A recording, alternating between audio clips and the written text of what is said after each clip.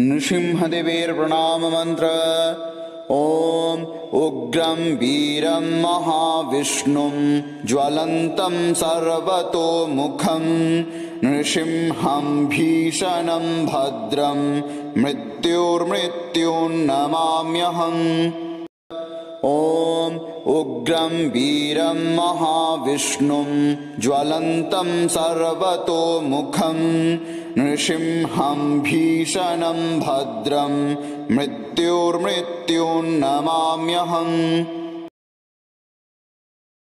ओम उग्रं वीरं महाविष्णुं ज्वलन्तं सर्वतोमुखं नृसिंहं भीषणं भद्रं मृत्युर्मृत्युर्नमाम्यहम्।